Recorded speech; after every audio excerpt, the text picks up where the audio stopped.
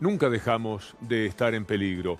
Y los números de hoy en ciertas villas están demostrando que, en efecto, todo lo que desde el gobierno se ha dicho, que lo peor no había sucedido todavía, empieza a hacerse realidad preocupante, dolorosa, que acerca incertidumbre nuevamente a la Argentina.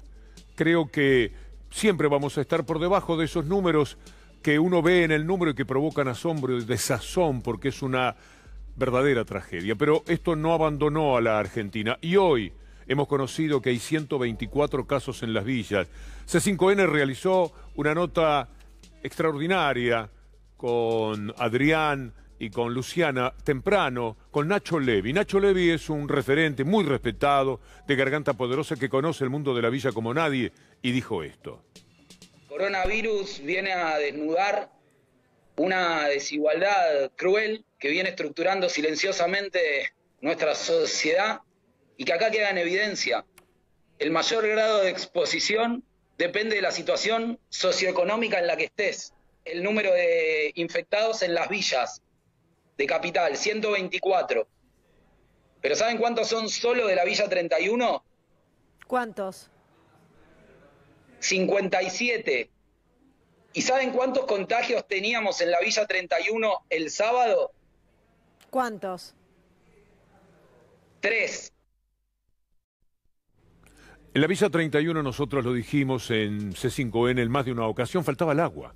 Se le dice a la gente que una de las maneras de cuidarse es agua y jabón y no tenían agua. Pasaron días y días. De ahí también la indignación que tiene Nacho Levi. Ayer a la mañana amanecimos con 13 casos en la Villa 31. Ahora tenemos 57. Y desde el sábado hasta hoy, esos 5 días de los que estamos hablando, la Villa 31 estuvo sin agua y está sin agua. Un enorme sector de la Villa 31, ahora mismo, mientras estamos hablando, sigue sin agua, desde el sábado a la mañana. Y realmente... Esto sí que es preocupante, porque son los elementos necesarios para poderse cuidar. Les decimos que se cuiden, hacemos todo lo posible.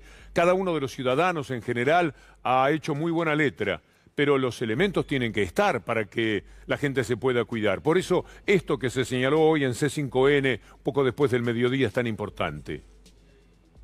Que la Villa 31 fuera un gran geriátrico, un inmenso geriátrico donde viven, efectivamente viven, 1.300 adultos mayores. Imagínense ustedes que en ese gran geriátrico hay 57 casos de coronavirus.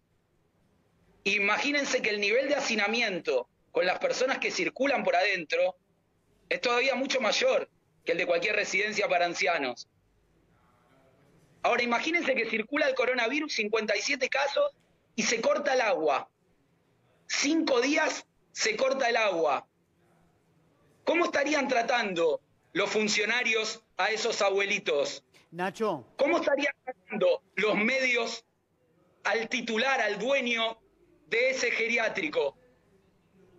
Bueno, ahora mismo, en ese inmenso geriátrico que es la Villa 31, hay 57 casos de coronavirus, no hay agua, y el titular se llama Horacio Rodríguez Larreta.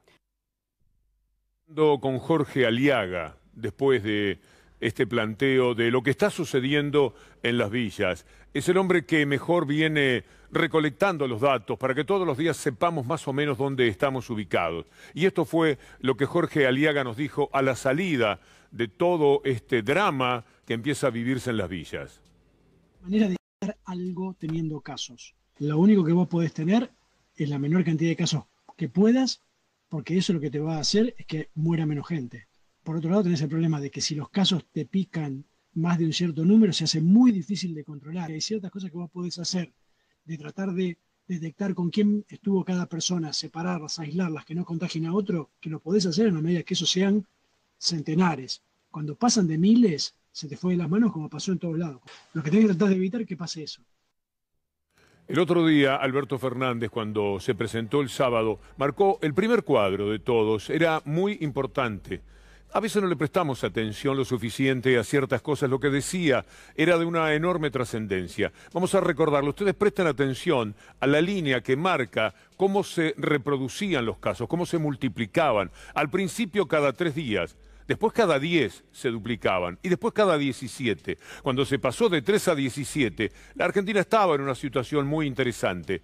¿Sucederá en las villas que la multiplicación será cada 3 días, como se teme en este informe que hacía el propio presidente? A medida que el contagio se hiciera lento, nosotros podríamos ganar tiempo para poder organizar el sistema sanitario que pueda atender una mayor demanda de casos. Y eso fue exactamente lo que hicimos. La primera vez que hablamos, cada 3 días, 3,3 días, se multiplicaba la cantidad de contagios. Si aparecía un caso, en 3 días había 2, 3 días después había 4, 3 días después había 8. Nos propusimos hacer más lento esto y ahí fue donde la cuarentena empezó el 20 de marzo. Cuando el 12 de abril prorrogamos la cuarentena, ya habíamos obtenido hacer más lento el contagio y ahora los casos se multiplicaban cada 10,3 días. Allí, en este segundo momento, cuando prorrogamos la primera cuarentena, logramos hacer más lento casi 3 veces la diseminación del virus. Hoy, 25 de abril, el virus, o el contagio se multiplica, mejor dicho, cada 17 días. Esta es parte de la seriedad con la que se encaró el tema. Decir estas cosas sin cantar victoria, como suele decirse, porque la Argentina tiene los mejores números quizás del mundo, ni hablar de América Latina, me parecía muy serio en aquel momento, porque se estaba explicando, justificando por qué es que la cuarentena tenía que continuar. La desatendieron. También hay que decirle a Nacho que hay lugares donde no le llevaron demasiado el apunte. Se vieron imágenes de muchísima gente saliendo a las calles, practicando negocios, etcétera, porque tampoco se toma a veces conciencia de lo que 1000 veces se está diciendo. Por toda esa seriedad, hoy el gobierno argentino mezcla esta incertidumbre que se genera por los números de las villas con la satisfacción que implica la felicitación de la Organización Mundial de la Salud, nada menos, diciendo que la Argentina ha hecho las cosas como nadie. Destacó el liderazgo argentino contra la pandemia, Adhanom Ghebreyesus, después de la charla además con Ginés González García.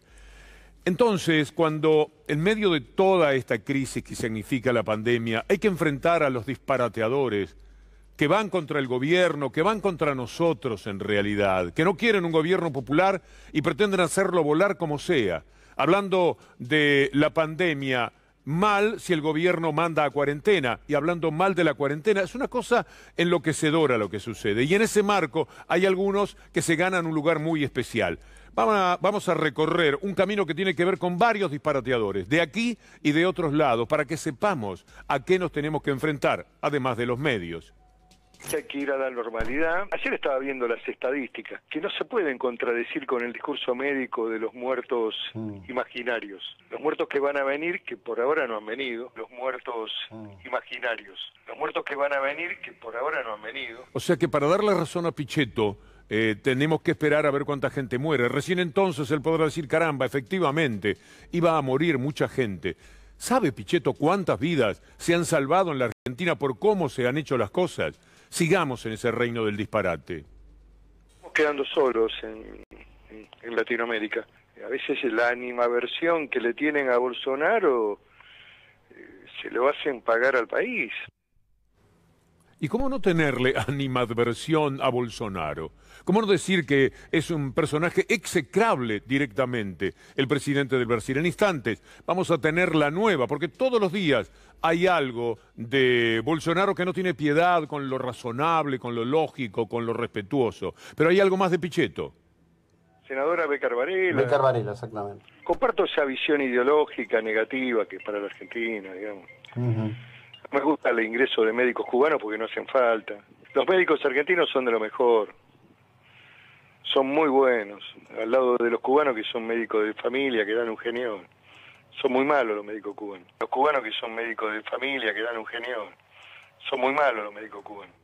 ¿Desde dónde lo dice? ¿Qué médico cubano lo atendió a él?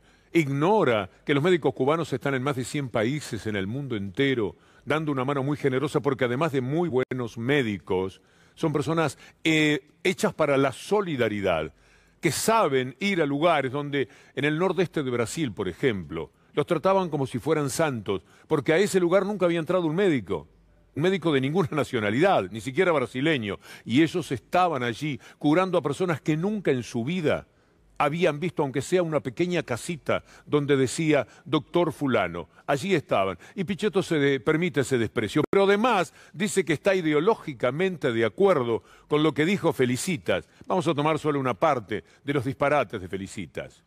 El plan de los presos liberados son futuras patrullas que amenazan jueces y que te los largan de las cárceles de distintos sectores y te van patrullando y te van tomando tu capital y te van amenazando.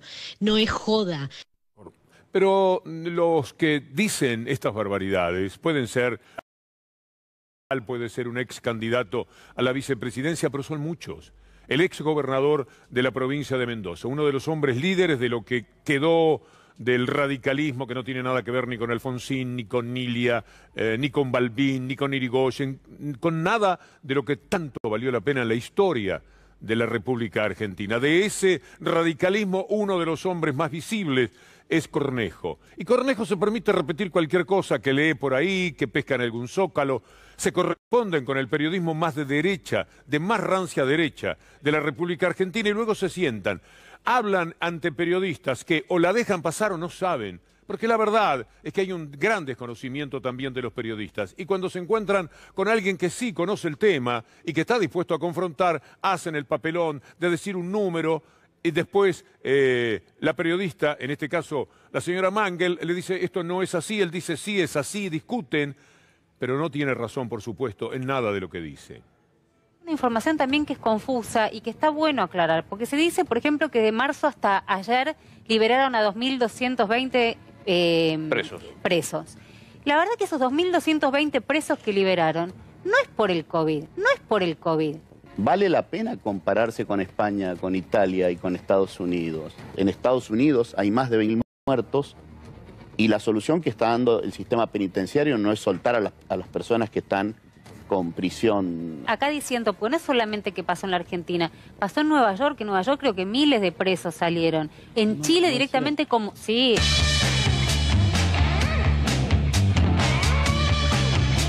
Pasó en Nueva York, que en Nueva York creo que miles de presos salieron. En Chile directamente como... Sí. La alcaldía de la ciudad de Nueva York confirmó que más de 1.500 reclusos han sido liberados de las cárceles de la ciudad en 3 semanas, reduciendo el número de reos a su nivel más bajo en 70 años. La verdad que el mundo entero está lidiando con la problemática penitenciaria en medio del coronavirus.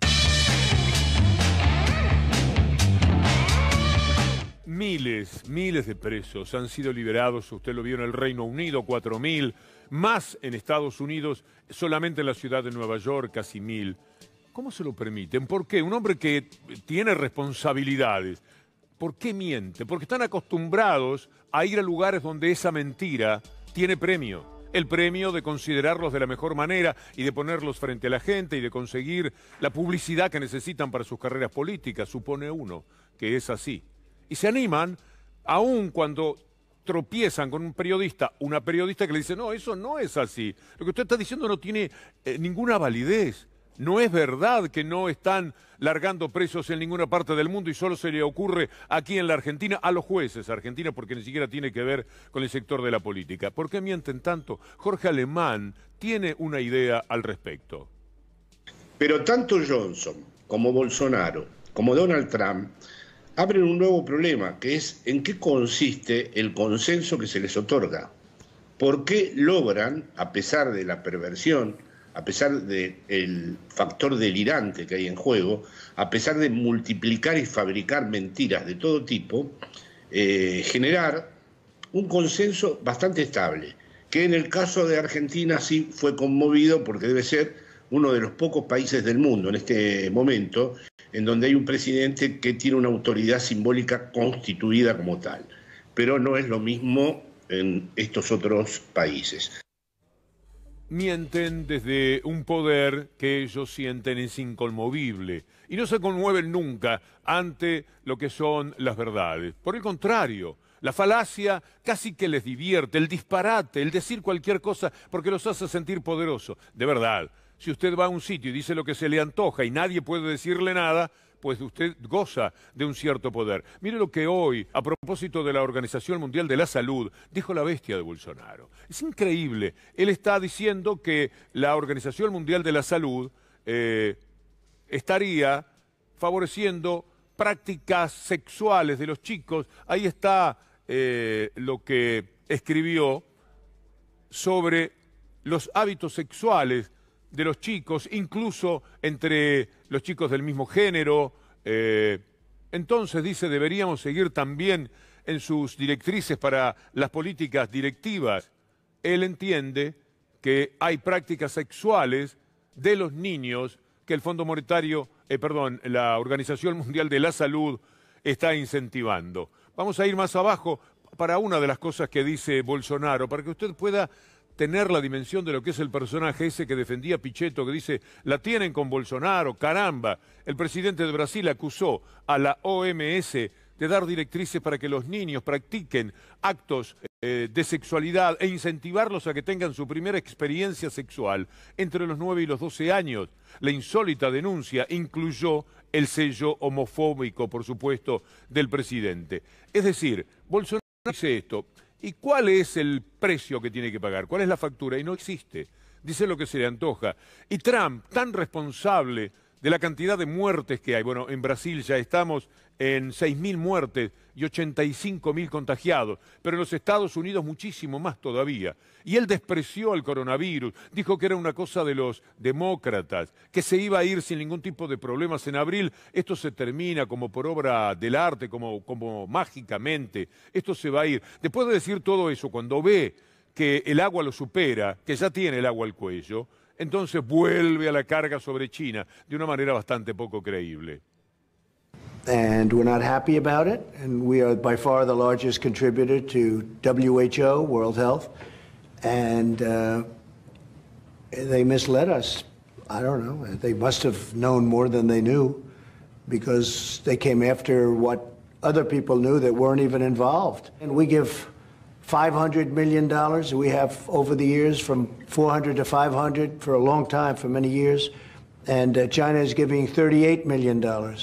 Si en algún momento pasa por Netflix, no se pierda Dirty Money, que es una serie que marca quiénes son los grandes estafadores de los Estados Unidos. Y vea el capítulo de Trump, para que usted vea qué es lo que han votado también, no solo los Estados Unidos, sino también algunos otros países. Pero volvamos al reino del disparate, es decir, estamos instalados en él. Bullrich atacó a la ministra Elizabeth Gómez Alcorta, creando una fake news. Es decir, ella piensa que si lo repite muchísimas veces, como en tantas ocasiones sucede, eso va a prosperar. Lo dice, por supuesto, en los medios afines, y ella no se fija en que es un disparate. Tantos ha dicho, usted se acuerda del RAM, de toda la historia de Maldonado, de Nahuel.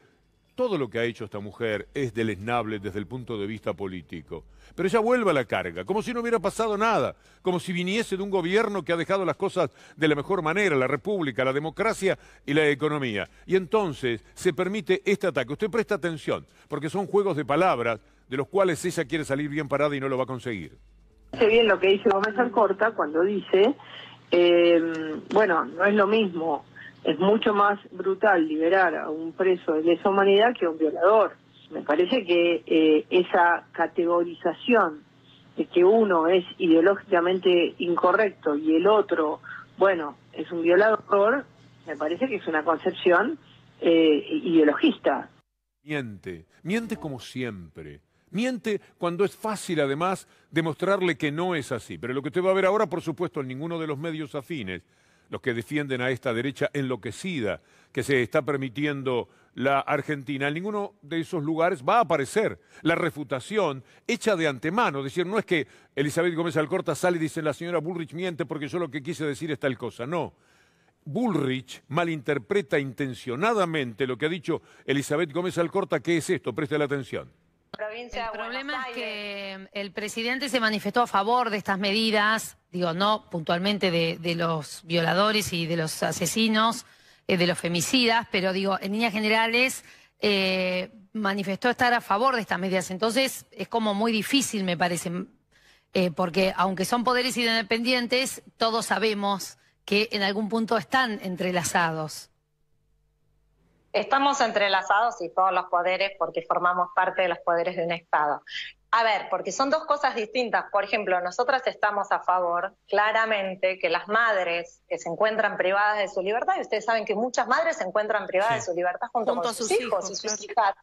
Entonces, nosotros no, si metemos todo en una bolsa, por ejemplo, hay muchos que están a favor de que los genocidas que están privados de su libertad salgan por esta situación. Entonces, hay que distinguir. No es lo mismo un genocida y un violador y una madre que está con su hijo. Entonces, compartimos que es una grave situación, compartimos que es una situación tremenda la que se está viviendo en las cárceles. Bueno, está muy claro, no es lo mismo un genocida y un violador que una madre que está con su hijo en la cárcel, no tiene ninguna relación. Y Bullrich dijo que había comparado negativamente para los genocidas a los violadores. Y como usted ve, los había puesto claramente en la misma bolsa. No es lo mismo un genocida o un violador que una mujer que está con su hijo presa. Sé bien lo que dice Gómez Alcorta cuando dice, bueno, no es lo mismo, es mucho más brutal liberar a un preso de lesa humanidad que a un violador. Me parece que esa categorización... ¿Qué es lo que no entienden? ¿Qué es lo que no quieren entender? ¿Por qué transitan un camino tan fácil de desmentir, de reconstruir de una manera que para ellos es siempre pavorosa? Porque nunca salen bien parados. En todo caso lo creerán, pero tienen que estar muy confundidos. Es como si a Pichetto, a Bullrich y a otra gente el coronavirus le pegara en otro lado. Como si esto que está sucediendo en el mundo los volviera un poco más locos. Están fuera de sí para tratar de marcar a funcionarios que han hecho de la corrección, del comportamiento más pensante, un estilo, por eso han llegado, como en el caso de Elizabeth Gómez Alcorta, sale desde qué lugar, desde qué autoridad moral, desde qué ética a discutirle Patricia Bullrich. ¿Qué es lo que no entienden? Vamos a hacer un recorrido sobre el tema de las cárceles. Mire, el gobierno lo ha dicho de todas las maneras. Vamos a buscar distintos estilos para marcarlo. Empiezo con la ministra de Justicia, Lozardo. La posición del gobierno la definió ayer el presidente. No existe un plan, como se dice, de liberación generalizada, ni tampoco dirigida a un caso particular. El presidente manifestó justamente que no se van a disponer ni indultos, ni amnistías, ni conmutación de pena, por ninguna razón. En realidad, el Poder Judicial es el que toma la decisión de detener gente, de ver si va a un centro de detención y de excarcelar gente. No es un tema. ¿Qué es lo que no entienden? Porque resulta bastante fácil, la ministra de Justicia, el ministro de Justicia de la provincia de Buenos Aires, el propio presidente con este tuit. Formulo estas aclaraciones tan solo ante la malintencionada campaña que se ha desatado en redes y medios de comunicación, induciendo a hacer creer a la ciudadanía que el gobierno prepara una salida masiva de gente detenida en virtud de procesos penales. ¿Qué es lo que no entienden cuando uno escucha a Eduardo Valdés? Yo creo que los mandan a prisión domiciliaria. Sí. Ellos están condenados a estar detenidos, no a pena de muerte. O sea, yo creo que los que van a su casa no es liberación. No, es y tendrían que ir con la tobillera. Los geriátricos, las cárceles, en Italia, en España, en los países que se les disparó, fueron un foco muy fuerte de infección. Y una de las cosas que está pasando es que ningún juez, como dice Sergio Berni, las libertades las decretan los jueces, no el poder político. Vienen queriendo meter al poder político desde el primer día que asumió Alberto diciendo que estaba haciendo sus gestiones para liberar a tal o a cual. Y la que libera es, como dice Sergio Berni, la justicia. Un presidente que cuida y protege a su población, ¿le va a mandar a un violador, a la chica violada, a media cuadra? No, es solo una campaña de difamación porque lo que le molesta es que haya un consenso político entre el presidente de la Nación y los gobernadores de todos los signos políticos. ¿Qué es lo que no entienden? Mire lo que Axel Kicillof también escribió. para que en todo el recorrido vea que desde todos los frentes del gobierno han desmentido esta campaña absurda. Es absolutamente falso que exista un plan del gobierno de la provincia de Buenos Aires para liberar masivamente presos. Pero además es totalmente inverosímil porque pura y simplemente el Poder Ejecutivo no encarcela, ni libera, ni decide libertades condicionales, que es lo que no entienden. Escúchelo al ministro Alac. Y no solamente es falso, es absolutamente disparatado, porque el Poder Ejecutivo, el gobierno, puede tener planes para desarrollo económico, para educación, para salud, pero la libertad de una persona privada de libertad o la prisión domiciliaria de un detenido solo la puede ordenar el Poder Judicial, porque tiene la competencia única y exclusiva para la administración de justicia. Por lo tanto, adjudicarle al Ejecutivo, al gobierno, como se ha querido decir, un plan para mandar a prisión domiciliaria internos en la provincia de Buenos Aires con un número disparatado de 6.000, es algo que no tiene ni pie ni cabeza. ¿Qué es lo que no entienden? Es deliberado, es una campaña que arrastra a la gente a la locura y lo hacen torciéndolo todo. O con la fake news, esto que se da en llamar ahora, a lo que toda la vida le dijimos mentira, falacia, a faltar a la verdad, la fake news sobre la liberación de presos, una circulación de información falsa de supuestas excarcelaciones por la pandemia, un femicida que había salido en una resolución previa y un hombre excarcelado por problemas mentales son algunos de los casos que se presentan como ejemplos de los medios.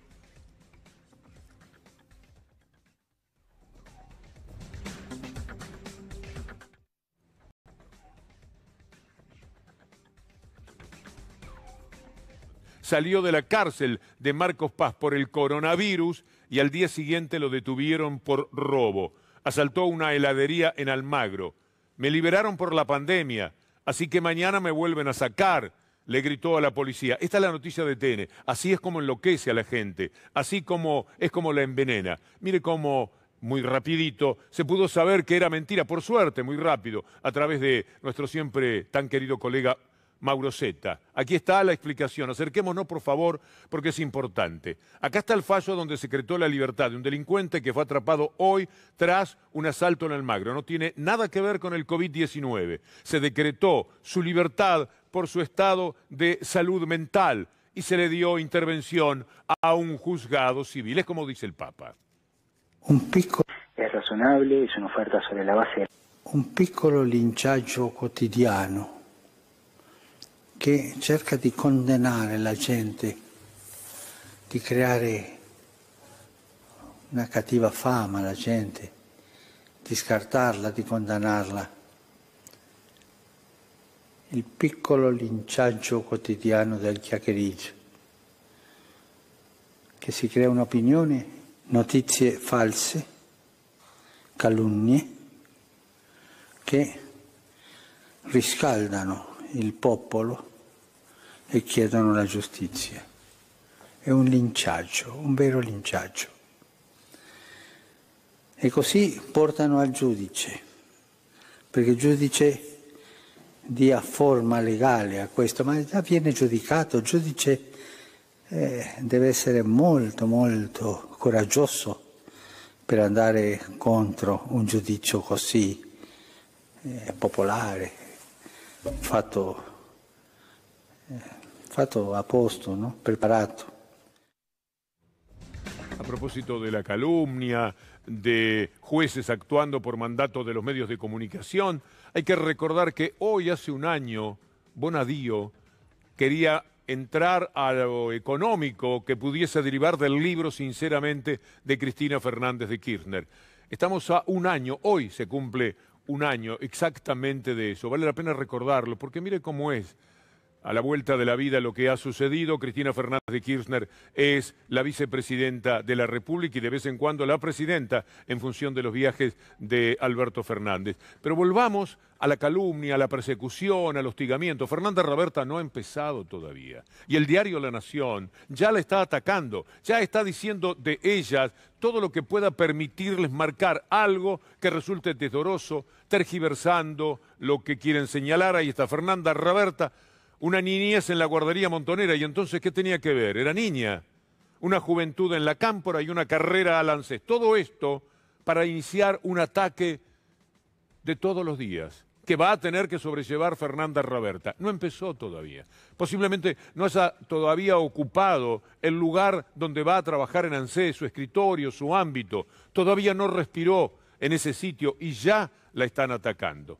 También es verdad que de vez en cuando nos gusta combinar todo esto con algunas buenas noticias. Miren los bancos a favor de cómo la Argentina está haciendo las cosas con la deuda. Vamos a ir rapidito, bancos argentinos respaldan la negociación de la deuda. Son los bancos reunidos en ADEVA. No es poca cosa, porque usted sabe cómo son. Y la propia UIA, que tanto jugó en contra el modelo anterior para instalar el modelo Macri, corporaciones, hasta que se dieron cuenta de qué manera los perjudicaba el neoliberalismo, ahora también están apoyando la forma en que Martín Guzmán defiende a la Argentina en la dura pelea contra los buitres. Apoya la UIA también, la reestructuración de la deuda argentina. Es razonable, es una oferta sobre la base de la buena fe, y es sobre la base de la buena fe porque estamos tomando un compromiso que podemos cumplir al mismo tiempo que cumplimos con el compromiso más importante, que es el de proteger a las argentinas y a los argentinos. La otra parte busca presionar para que Argentina ofrezca más. Pero como digo, ofrecer más no se puede, porque ofrecer más no es sostenible, y nosotros eso es algo que no vamos a hacer.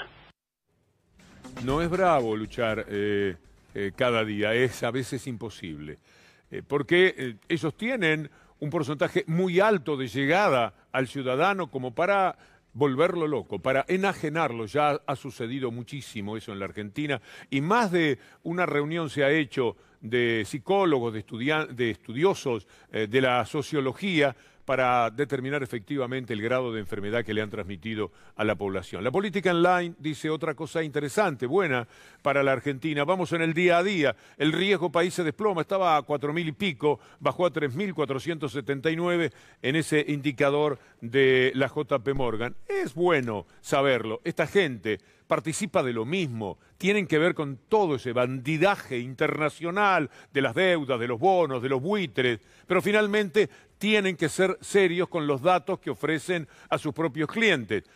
14% cayó el riesgo país de la Argentina justamente por la forma en que se viene negociando la deuda. Adentro, ciertamente, la lucha es impiadosa. Los ojeros que retienen la soja, algo delincuencial, si uno lo mira bien, antipatriótico, por donde uno quiera advertirlo, pero lo hacen.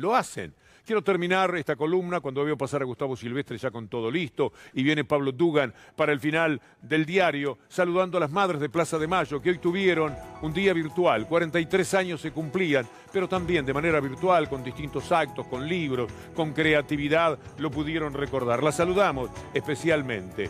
Y por último, hay que decir, ahí donde están los centenares de bebés, se preguntaban en aquel momento, cuando todavía eran cientos, ahora son miles. Esta es la primera marcha.